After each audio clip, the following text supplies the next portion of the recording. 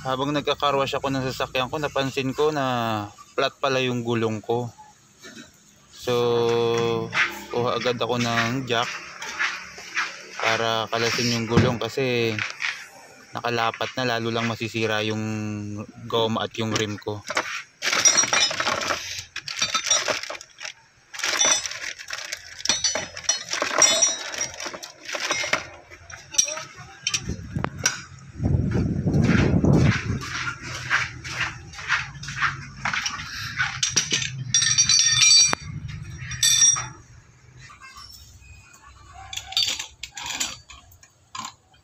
Make sure nyo na bago kayo maglagay ng jack, matigas yung part ng body ng sasakyan nyo, na yun yung paglalagyan nyo para umangat.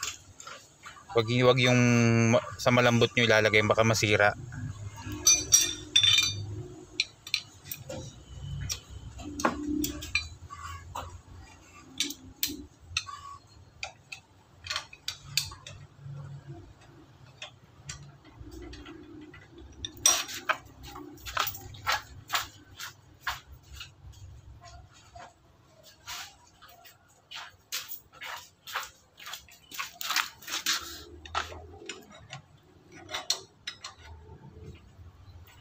Yan guys, unti-unti nang umaangat yung ating sasakyan para makalasan natin yung gulong. Yan, dahan-dahan nga na angat na siya. Ay,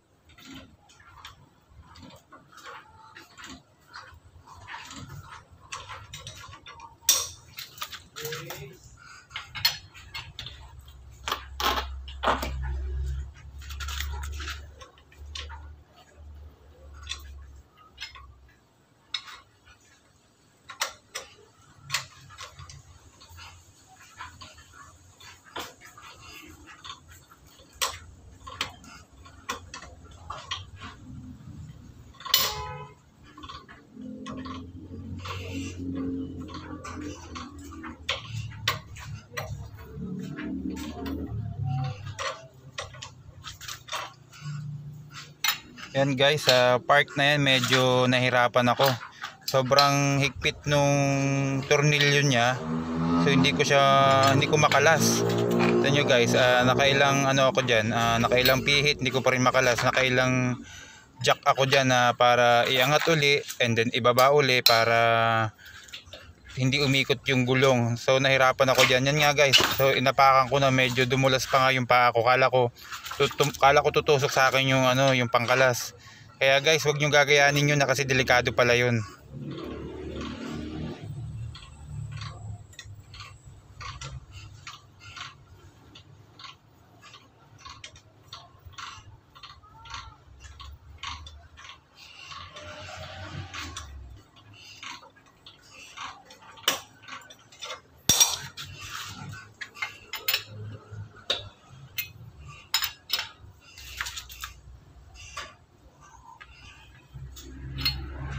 Yan nga guys, hindi ko alam kung paano ito tanggalin. Sobrang higpit. So hindi kaya ng pwersa ko. Mahirap tanggalin guys. Iyon guys. Okay. Isama rin ng tornilyo guys.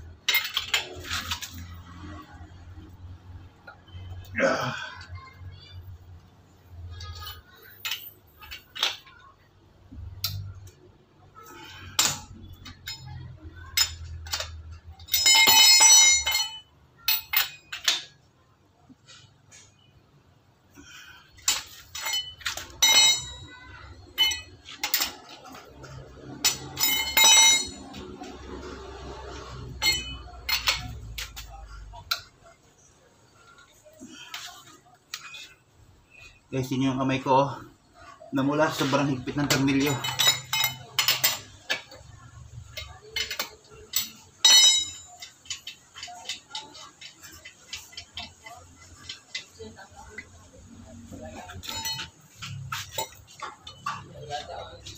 So ngayon guys, iangat natin ulit yung gulong.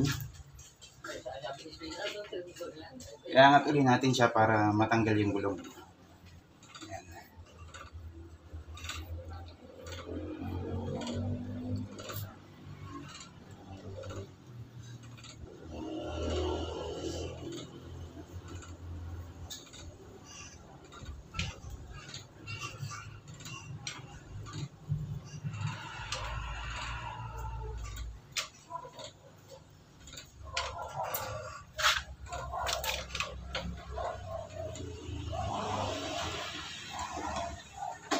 Hindi na abot pagka sabihin mo na lang kung bukas ng mag-iwan pagdating niya mamaya mag-iwan siya para bukas ng pambayad. Okay. 300 bibidyohan ko lang sa para nakapunta ako.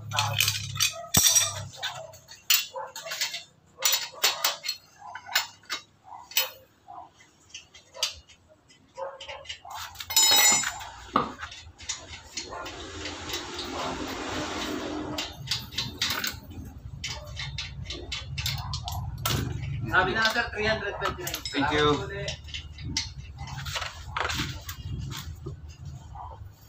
Ayan guys, lumawag na.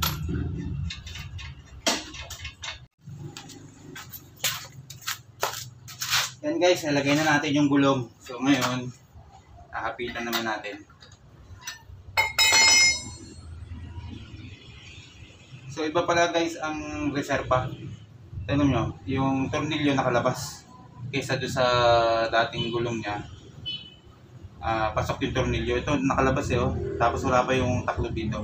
Kasi guys, dito yung ito yung pinagkakapitan ng bakal. Yung kadena sa likod. Yan. So, kapitan muna natin yung tornilyo bago natin ibaba yung gulong.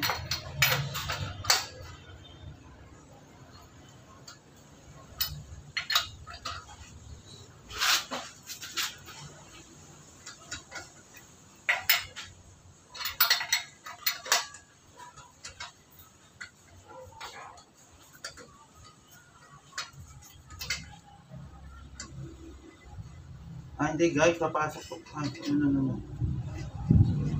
Ayun, pumapasok pala guys. Medyo ano lang, medyo mahigpit lang. Pero pumapasok pala siya.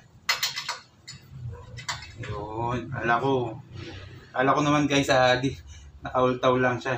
Hindi siya papasok. Yun guys. Kaya tataka ko eh. Mahigpit lang pala siya. Bihitin. So ngayon okay na. Ayan.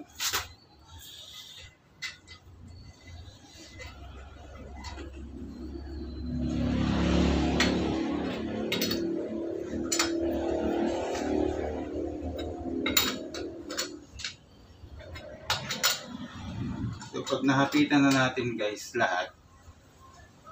Kasi di ba guys umiikot yan. Bababa natin yung gulong para mahapitan natin ang ayos.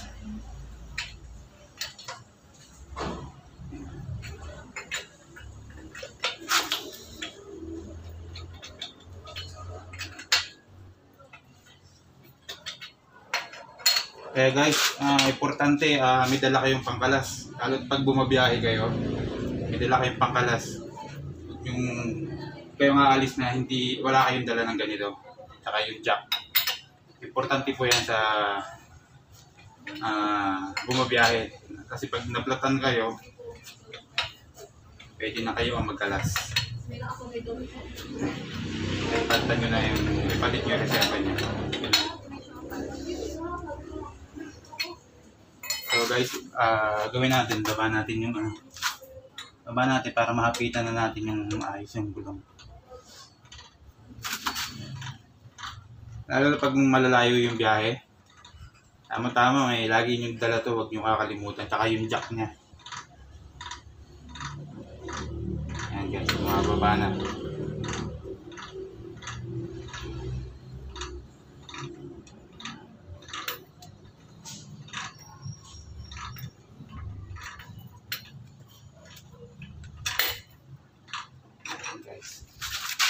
pwede na natin kapitan ng yung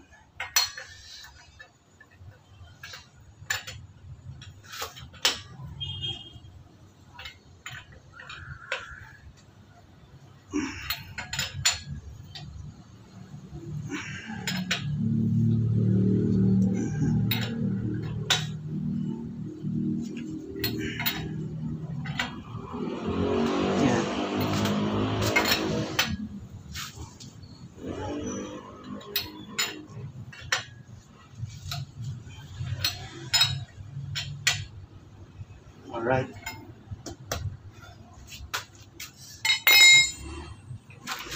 So guys, ngayon naman tanggalin na natin yung jack.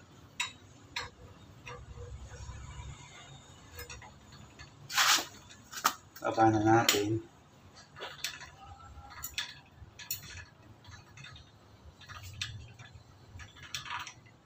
Guys, bago nyo ibaba ito, for sure nyo na okay na yung hapit ng gulong nyo. Yan. Yung okay na yung pilit ng tornilyo bago nyo tanggalin yung jack. Make sure nyo na okay na.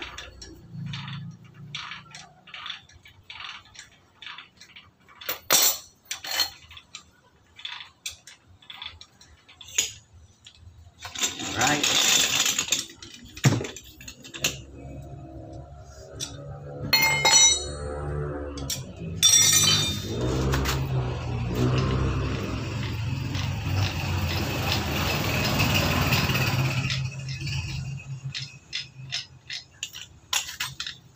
Ako guys, lagi kong dala ito pag bumabiyahe ako. Mahirap kasi, for in case na ma-flat ka and then hindi mo ito dala, wala kang magagamit. Saka lagi dapat may reserba din kayong dala.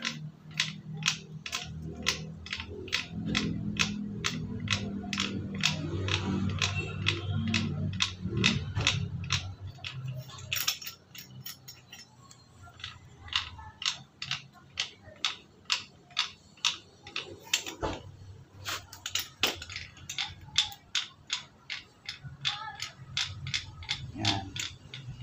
Mababa na siya, oh.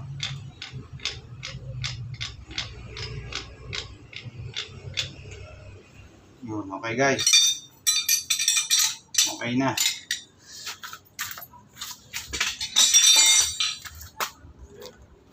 Alright. O, diba? O, nakabit na natin yung gulong natin. So, ito, wala siyang taklob. Kasi ito yung guys, ito yung pinagkakapitan ba nung kadena na nakalagay dun sa ilalim natin ng sasakyan. Yan. So, diba? Ang laki talaga ng diferensya guys ng bago, no? Tignan nyo guys, ang kapal, tsaka medyo malaki siya kaysa doon sa dating gulong niya na, yan, ito yung dati niya. Yan guys, medyo budbud na kasi.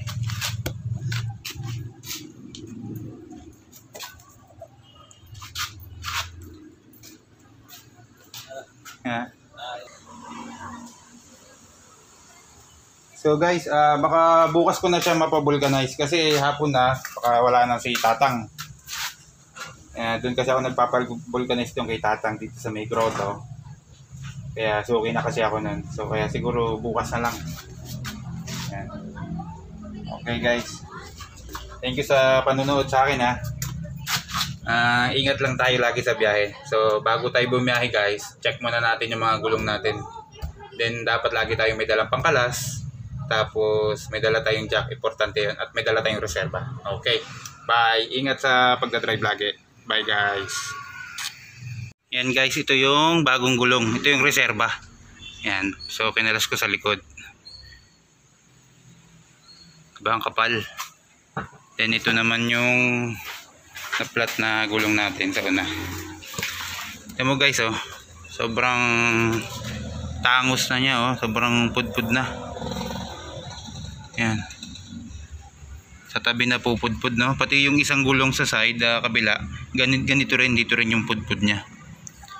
So, bago pa to, kaka 1 year lang. Hindi ko alam kung ba't dito yung pudpud niya. Sabi ni yung kapitbahay namin dito, baka daw wala sa align. So papacheck natin. Tatanong natin sa Toyota bakit ganun. Diba dapat gitna yung napupudpud, pero bakit yung kanya tabi? Yan, pudpud na yan, oh. Yan, yung kabila ganun din, ang pudpud sa tabi din. Yan, so papacheck natin siguro sa isang araw. So gagawin ko, lagay ko muna yung reserva dito, yung bago niya, yung ito yung nasa likod, lalagay muna natin, tapos pabubulkanize ko yung isa, then babalik ko uli, tapos papacheck natin sa Toyota bakit ganun yung gulong. Okay, alright, so ngayon lalagay ko siya muna, lagay natin yung gulong ngayon. Yan guys, ito yung bagong gulong, ito yung reserva. Yan, so kinalas ko sa likod, diba ang kapal. Then ito naman yung na-flat na gulong natin sa una. Tignan mo guys, oh, sobrang tangos na niya, oh, sobrang pudpud na. Yan, sa tabi na pupudpud, no? Pati yung isang gulong sa side, kabila, ganito rin, dito rin yung pudpud niya. So bago pa to, kaka 1 year lang. Hindi ko alam kung ba't dito yung pudpud niya. Sabi ni yung kapitbahay namin dito, baka daw wala sa align. So papacheck natin. Tatanong natin sa Toyota bakit ganun. Diba dapat gitna yung napupudpud, pero bakit yung kanya tabi? Yan, oh, pudpud na yan, oh. Yan, yung kabila ganun din, ang pudpud sa tabi din. Yan, so papacheck natin siguro sa isang araw. So gagawin ko, lagay ko muna yung reserva dito, yung bago niya, yung ito yung nasa likod, lalagay muna natin, tapos pabubulkanize ko yung isa, then babalik ko uli, tapos papacheck natin sa Toyota bakit ganun yung gulong. Okay, alright, so ngayon lalagay ko siya muna, lagay natin yung gulong ngayon. Yan guys, nalagay na natin yung gulong. So ngayon, hahapitan naman natin.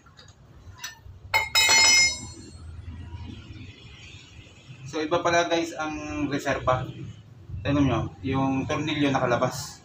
Kaysa doon sa dating gulong niya, pasok yung tornilyo. Ito nakalabas oh. Tapos wala pa yung taklob dito.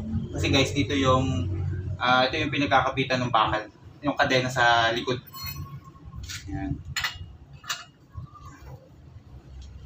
So, hapitan muna natin yung tornilyo bago natin ibaba yung gulong.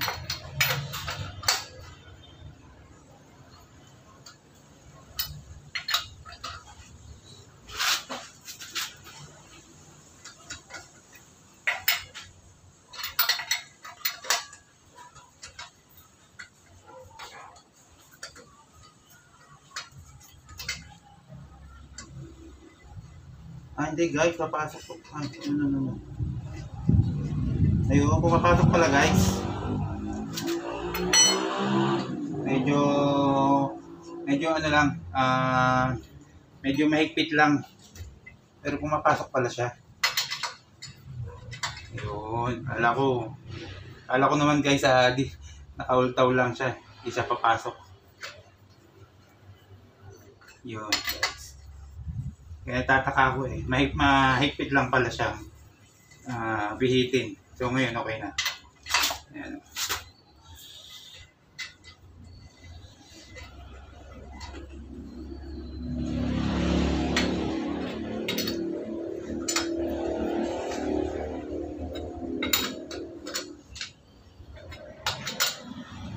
So pag nahapitan na natin guys lahat, kasi di ba guys umiikot yan, bababa natin yung gulong para mahapitan natin ang ayos.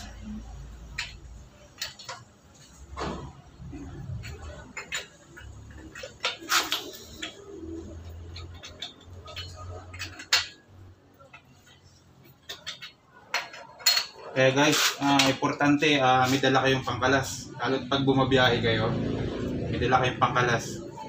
Yung kayo nga alis na wala kayong dala ng ganito. Saka yung jack. Importante po yan sa bumabiyahe. Kasi pag naplatan kayo, pwede na kayo ang magkalas. Ipalitan nyo na ipalit nyo yung reserva nyo. So guys, gawin natin, baba natin yung baba natin para mahapitan na natin yung maayos yung gulong.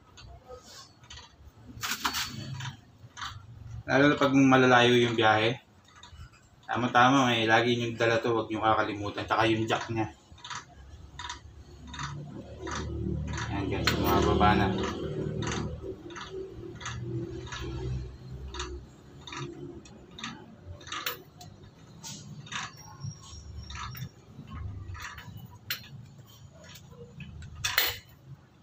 Ayan guys. Pwede na natin kapitan ng yung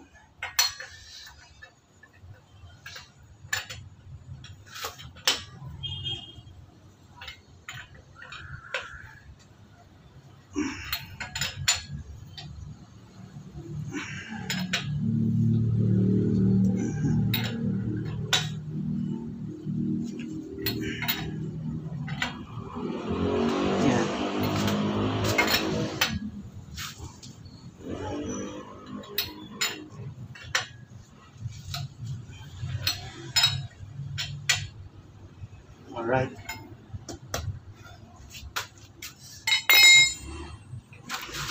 So guys, ngayon naman tanggalin na natin yung jack.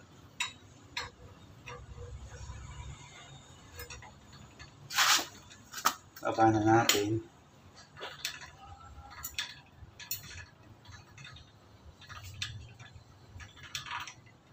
Guys, bago nyo ibaba ito, for sure nyo na okay na yung hapit ng gulong nyo. Yan. Yung okay na yung pihit ng tornilyo bago nyo tanggalin yung jack. Make sure nyo na okay na.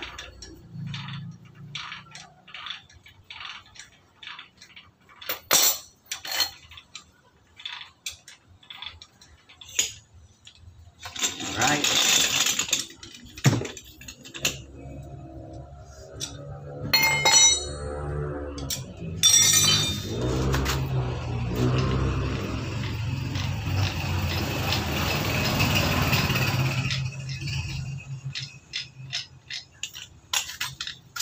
Ako guys, lagi kong dala ito pag bumabiyahe ako.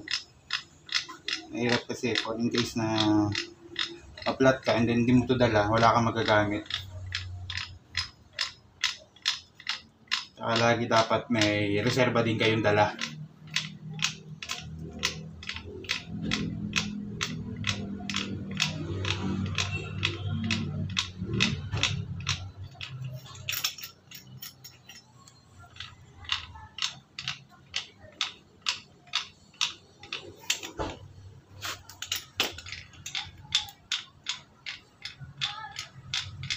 Yan.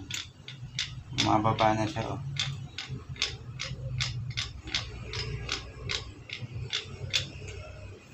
Yun, okay guys.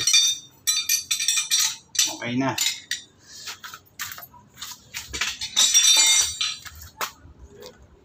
Alright. O, diba? O, nakabit na natin yung gulong natin. So, ito, wala siyang taklob. Kasi ito yung guys, ito yung pinagkakapitan ba nung kadena na nakalagay dun sa ilalim natin ng sasakyan. Yan. So, diba? Ang laki talaga ng diferensya guys ng bago, no? Tignan nyo guys, ang kapal, tsaka medyo malaki siya kaysa doon sa dating gulong niya na, yan, ito yung dati niya. Yan guys, medyo budbud na kasi.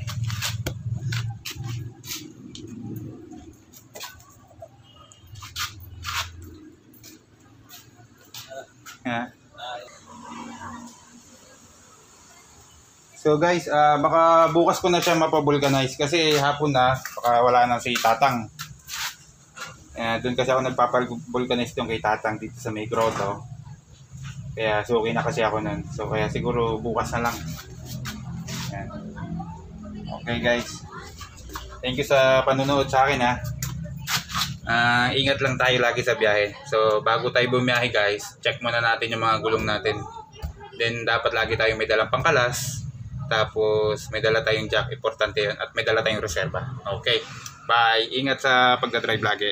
Bye guys.